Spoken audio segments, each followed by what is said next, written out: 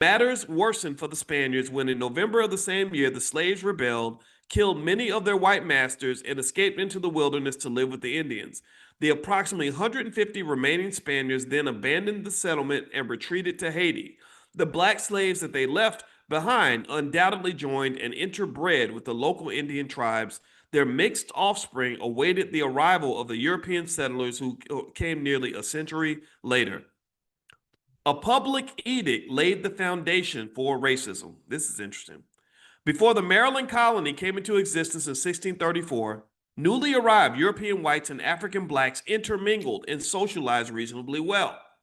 In 1638, however, the Maryland colony issued a public edict encouraging a separation of the races. It became the basis of public policy for race relations in America.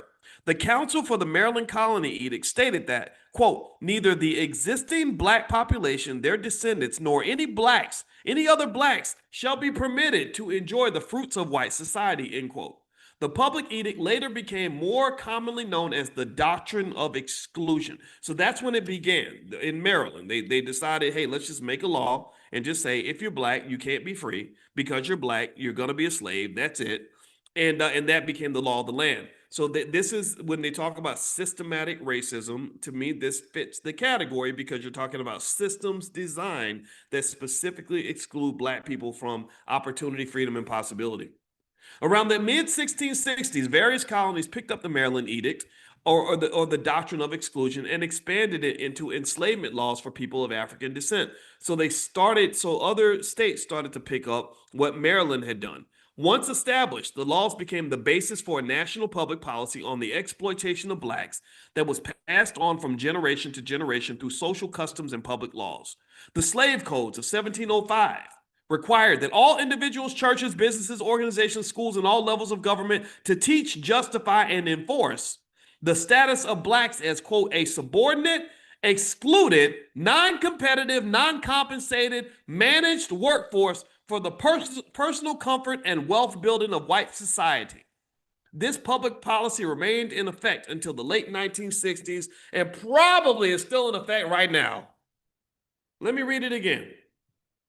The slave codes of 1705 required all individuals, churches, businesses, organizations, and schools to teach, justify, and enforce the status of blacks as, pay attention now, listen, a subordinate, excluded, non-competitive, non-compensated, managed, aka controlled workforce for the personal comfort and wealth building of white society.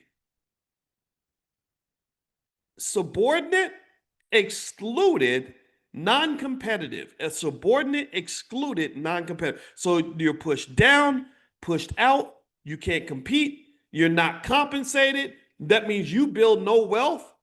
How many times have I explained to y'all that building black wealth would be easy if you just stop building so much wealth for other people?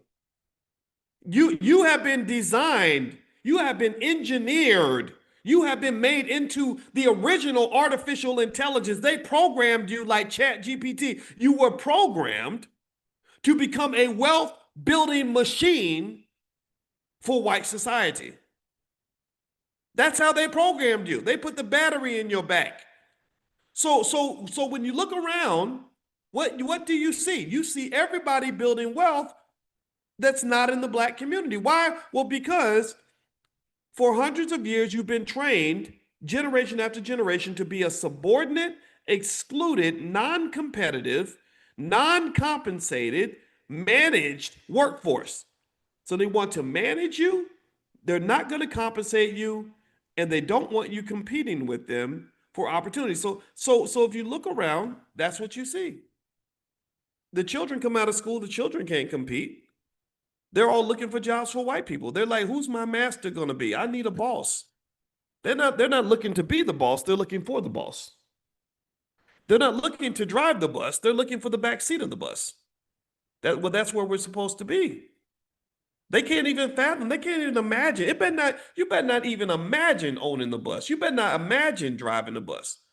You better not even pretend like you think you can actually compete.